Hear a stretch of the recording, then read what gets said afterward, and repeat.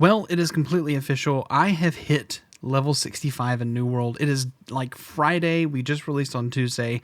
And no, I did not crazy grind it. And yes, I did it in 27 hours of gameplay. I'm going to tell you exactly how I did it. And right here's actually the clip of me getting 65. You've got to watch this. And there it is. Level 65, guys.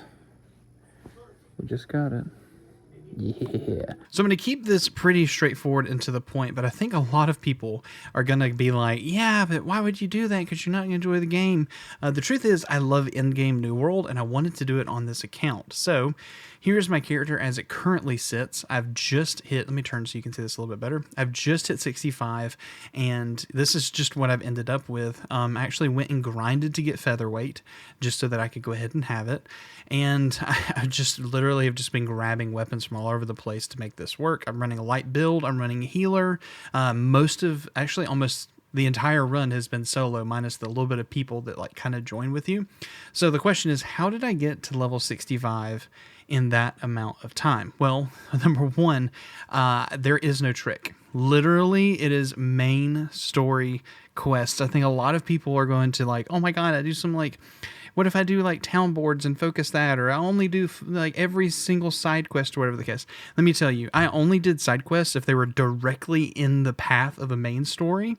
Otherwise, I literally like breezed through just main story.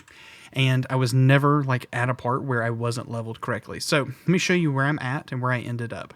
So I started in Monarch's Bluff at level 1. Obviously went through Everfall, got my faction, went Syndicate. By the way, I'm on Hudson Land, and I have the name Cyrus, Cyrus. Anyway, I just went main story all the way through, went Syndicate. When I got to the final part of the Shattered Mountain quest, which is like the original story, the soul trial that's there with Isabella, I was literally level like 58 or something like that, 58 or 59. Perfect level for Shattered Mountain. I didn't feel like I was at any point under-leveled. I went through all of the Brimstone Sand story. It was like level 58 to level 63. I did the part up in the actual like pyramid at level 63, which was the perfect level, no problem. Again, I never felt under-leveled or underpowered. And then I actually got all the way through Elysian Wilds, all the way down here to Savage Divide. I actually did the Labyrinth and then went up here to the Scherzard's Pride, which is that clip you saw earlier. That's where I hit 65. So I've almost finished the story for Elysian Wilds as well for the expansion. And because all I've got is like maybe 3 more quests and then a soul trial, and that's literally it. I'm basically done with the main story quest, and I hit 65. So even if you're a person who is just wanting to play the game, and you don't want to worry about doing, like, you can see how many side quests are on the map. I mean, there's so much content, so much money yet to be made from all these side quests, but I personally just, it wasn't even the thought in my mind. However, I have some recommendations and thoughts that you need to know. Number one, I would make sure that you get your mount. As soon as you hit 25, get your mount. Do 2 races, which will give you at least level 50, because every time you actually get a level on riding, every 50, you get a speed bonus. So at 50, you get 1, at 100, at 150, and then at 200 is your final boost. And you'll get 200 easy if you complete all of the riding quests. However, you have to go all the way to Brimstone and all the way down across into Reekwater. So this is kind of, you can't do it really early game.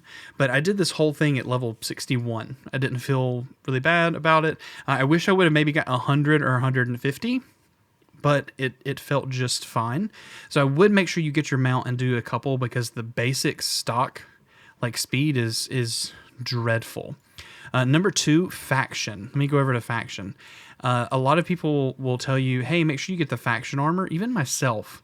And the reason I say this is under the faction armor, you can buy the armor and then use the seals, then it turns into the actual ability that you want. So if you are doing a healer like what I'm doing, I bought one of the first sets and turned it into focus, so I had full focus. But you can see, like, I've eventually stopped worrying about leveling this up. I'm only Chronicler.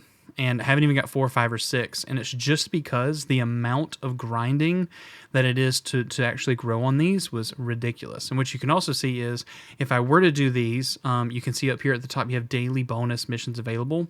I would encourage you to maybe do your 3 for the day, so you get 3 times, but do it in the highest level possible, like highest place possible that you can. So if you've unlocked all the way to a level 60 area, do the missions in the level 60 area if you can, because it'll give you the most XP, it'll give you the most faction XP as well as the most tokens. So that's my big suggestion there. However, I think this should be a later update. If you're just trying to grind straight to 65, I wouldn't necessarily go straight for this. The next thing, trading post.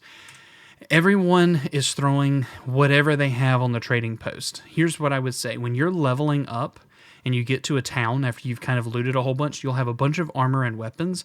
Just go to the trading post, click on weapons, and see what you have in your inventory, and just click it. Like, here's a 626 blunderbuss. I don't care if I make money off of it. I'm just going to break it down anyway. But early game, I'm not trying to do buy and sells too much. So I'm just going to buy, like, get these as a 635. I'm just going to go ahead and sell it for like 100, 200, 300. And the main reason for, like, here's a gold. Okay, let's maybe put this one for 400. And the main reason for that is other people are going to want to buy some stuff to level up that they don't want to have to get from the faction. And, you know, one, you're benefiting the game and the other players by having it cheap, but you're also making some money off of drops, because right now it's kind of hot to do that. And even if you're not in that situation where it's kind of like really hot, like market, or maybe you're 2-3 months down the road watching this video from launch, you're still going to have people who are just throwing this stuff on the market to make a quick buck. So grab the gear that's just going to level you up. Specifically find the stuff that is going to be like around your like skill. For example, I'm doing healer, so I wanted to find everything with focus. And another thing is if you're wanting to like maybe run DPS, you're going to find something with strength or dex or whatever your main skill is. And that leads me to the next point. I would run as much of your main skill as possible, and maybe try to not split the tree. Try not to run like sword and shield and then fire staff, right? So that you're having to split strength and dex. So I would probably, through the leveling process, stick with one. So if you're going to run like rapier and spear or bow and spear, you can put all your points into dex, get benefit from all of the things that are there. And then when you start dying, this one's the important thing. I wouldn't put anything into Constitution until you know that you're dying. And then once you notice that, I would start putting stuff into Constitution. I think there was a point where I was like 400 focus, like 50 con, and I was up in the upper 50s or something like that leveled. And then I started dying at Shattered Mountain and I had to pull it back. And I was like 300 focus and then a little bit more. So I think you need to make sure you look at what's best for you. If you're going to start dying, then put into con. Otherwise, get as much damage output to clear the mobs and get out of the way. If you can do it as a leveling as a team, so much better. However, if you're solo, try to gauge how that works. As far as getting married to weapons and armor, I don't think that that's necessarily beneficial. Don't be, I need this perk, this thing right now, because we're way early on and I just hit 65. Like I literally went to grind for featherweight because I want that so I can have the actual like boosted stuff here. I'll show you. Like I have 1200 armor as a light armor, right? That's crazy as a light equipped 1200 armor. And that's just because I'm running featherweight, heavy head, heavy boots, light arms, light pants, to be able to achieve that. And then like none of the perks are great. It's not wonderful. I haven't even upgraded featherweight yet. And my next big thing I'm going to go to is go to Isle of Zervan over here.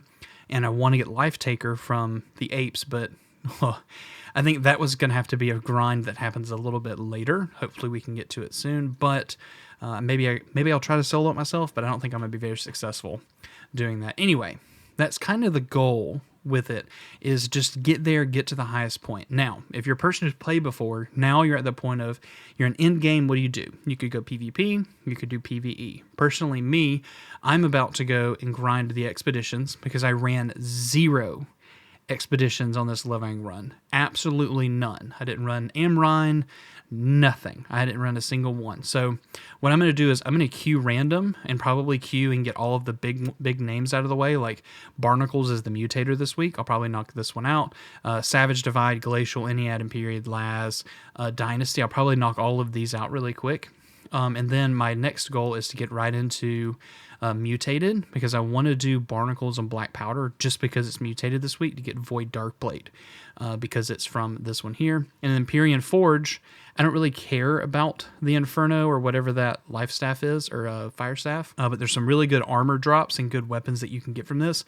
Specifically, the Life Staff that I love, drops from Empyrean Forge. So I'm probably going to spend a lot of time just farming Empyrean Forge, hoping that I get the Life Staff from here. So yeah, real clear, just do main story quests. Don't, whoever's recommending like go and farm town stuff, and then by the time you're going to get 65, you're still going to have so much story to go through, and you're going to want to do in-game stuff, and you can't because you're missing all of this. It's, in my opinion, sure, but I think the game, they did a really good job. The studio did a good job making it to where the amount of XP that you get from the missions in the game will directly correlate to where you need to be in the story, because I was literally perfect level. I was fighting, the enemies I was fighting was the level I was on, and it was, they're not actually like scaling the enemies, that's just what they are normally, and it worked out beautifully. Hopefully you got some value from this video. Please make sure you hit it with a like. Comment down below what your thoughts are. How are you enjoying New World? Those of you on console, what are your thoughts? I thought we've had a pretty great run of it right now, and I'm really looking forward to making more content moving forward. The next video is actually going to be talking about my keybinds that I use as a healer. Somebody asked about that for mouse and keyboard. How do I do my keybinds? And then also I'm going to be talking about like suggestions for using a controller, and then also doing a new healer build, and talking about how the new update came in with a couple of perks and how it really changed healing. Anyway, all that. Comment down below. Thank you guys. I love you so much. We'll see you in the next video.